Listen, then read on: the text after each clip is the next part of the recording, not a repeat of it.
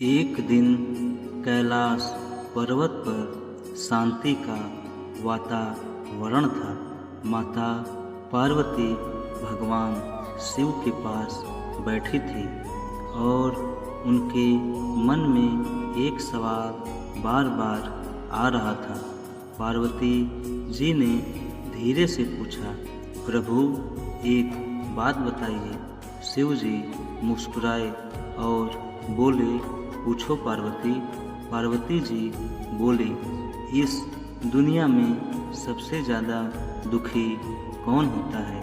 शिव जी कुछ पल चुप रहे, फिर बोले, वो इंसान जो दूसरों से उम्मीद ज़्यादा रखता है। पार्वती जी ने आश्चर्य से पूछा, उम्मीद? लेकिन उम्मीद तो ज़रूरी होती है ना? शिव जी बोले, हाँ पार्वती, लेकिन जब उम्मीद ज़रूरत से ज़्यादा बढ़ जाती है तो वही दुख का कारण बन जाती है। इंसान दूसरों से इतना जुड़ जाता है कि खुद को भूल जाता है। पार्वती जी ध्यान से सुन रही थी। फिर उन्होंने दूसरा सवाल पूछा, प्रभु सबसे ज़्यादा मजबूत कौन होता है? शिव जी मुस्कुराए और बोले, वो इंसान जो अकेले चलना सीख जाता है, जिसे दूसरों के सहारे की ज़रूरत नहीं होती और जो हर हाल में खुद को संभाल लेता है। पार्वती जी ने कहा, लेकिन प्रभु अकेलापन तो बहुत दर्द देता है। शिव जी बोले, अकेलापन नहीं पार्वती,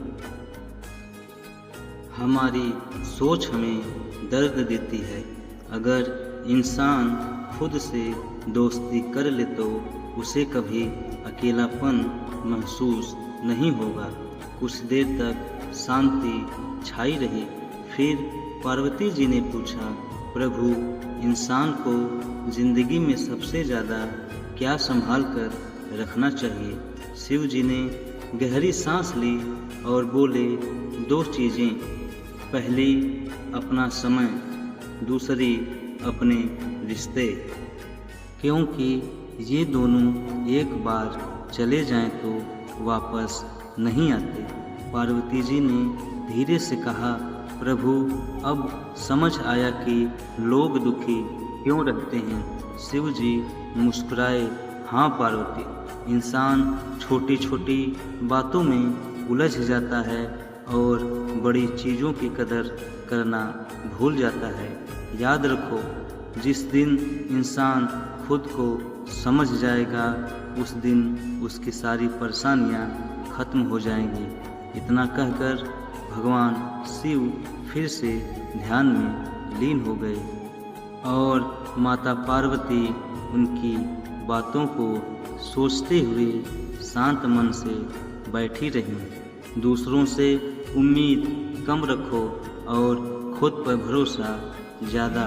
जो खुद को समझ गया वो ज़िंदगी की हर लड़ाई जीत गया।